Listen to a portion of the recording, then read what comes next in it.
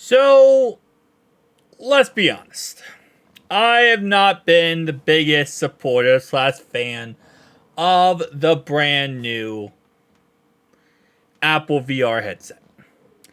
And it's still because I don't like the price tag of it being $4,000. And we can get this bad boy right here for a lot more reasonable price and even more to a discount depending on, where you find it on eBay, Mercari, secondhand websites. It just makes it less and less of a point of why you would go with this headset you see on your screen. Now, Jerryrigeverything does durability tests. If you're new to the channel, I like to react to some of his videos. I don't ever play the videos. I just kind of give my thoughts and opinions after watching the video. I'll leave a link down below in the description if you'd like to watch it yourself. But I will say, this video right here did change my mind a little bit of the VR headset from Apple here. Now, here's why. So, right here, he's doing the scratch test. Now, the scratch test is to see what type of, substance is on the outside of this headset.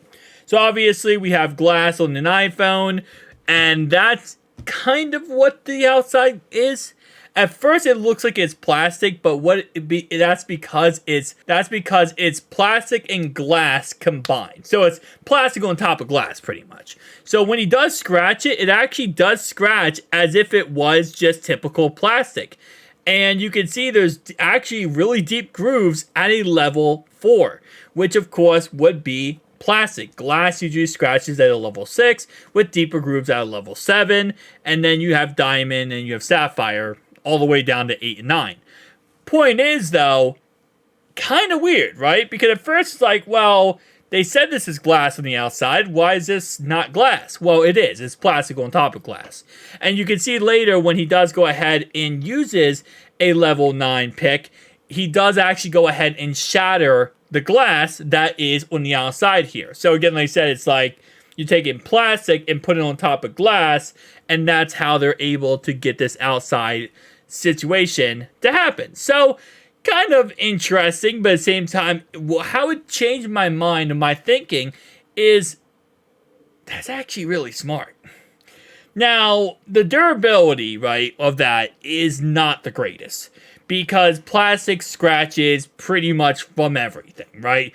Plastic, that's why when we have these foldable phones, whether we have a Z Fold series, Z Flip series, or a Pixel Fold, the inside screen, the whole problem is the fact it's plastic. It's plastic on top of a thin layer of glass.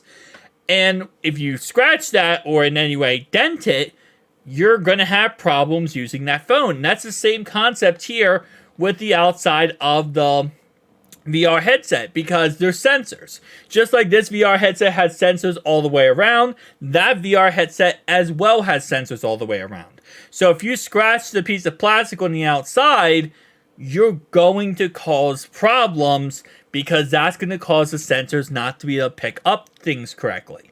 And that's my biggest problem with the outside being plastic. I do like the fact of it is glass underneath and it's very durable, but it's not like this is a screen protector where you can just, replace it. In order to replace it, it costs $700 from Apple. So this is not a positive thing at all, right? So that's number one that kind of confused me / shocked me a little bit, right? And that's why it's $800. Now skipping forward a tad bit, he does go ahead and burn the, headset strap, which in all honesty, it's not that big of a deal that it burns. I mean, it's a piece of cloth. I'm not expecting it not to burn. And when he does go ahead and tries to find the screws, he actually ends up tearing the whole thing apart, and there's no real visible screws at all throughout the whole entire thing, which I thought was actually kind of cool and unique and a little bit different than what you see with normal VR headsets. And there's also like 2 MacBook fans underneath each of the eyes, which I thought was another thing very interesting. Now, going into this part, this is when he actually does end up shattering it. And yes, it is glass, right? And I don't know how I feel about it because at the same time, I understand why there is a thin layer of plastic on the outside.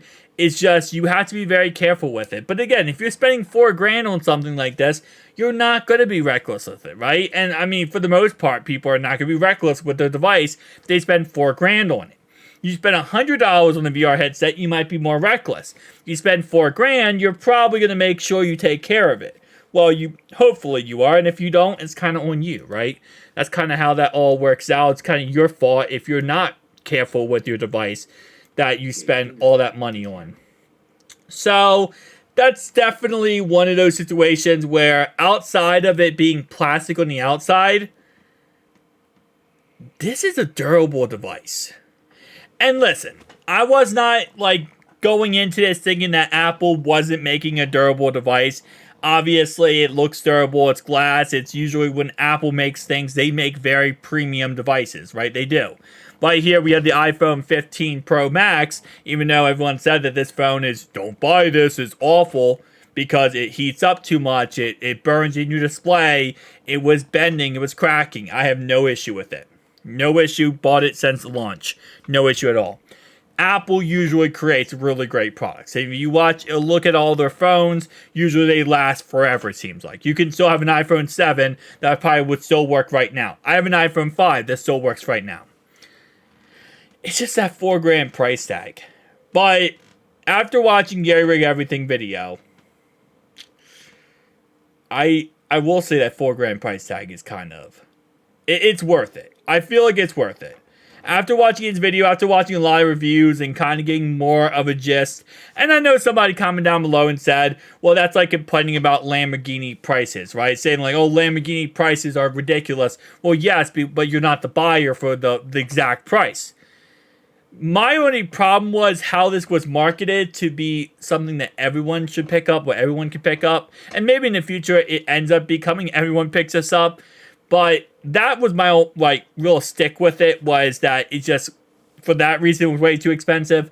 But at the same time, again, like I said, it's kind of very correct here, was the Lamborghini response of, it's just, it's out there for those who do have the money to pick it up. So I will say it kind of did change my mind a little bit on this device after watching this video of, it looks like it's worth the money. It looks like it's worth the money, not only from watching people use it, but also from seeing the durability of it. Because that's something that, in my opinion, if you spend $4,000, right, on anything, that better be durable. That better be rock solid. Because if one little thing is going to break that device, $4,000 that's ridiculous, right?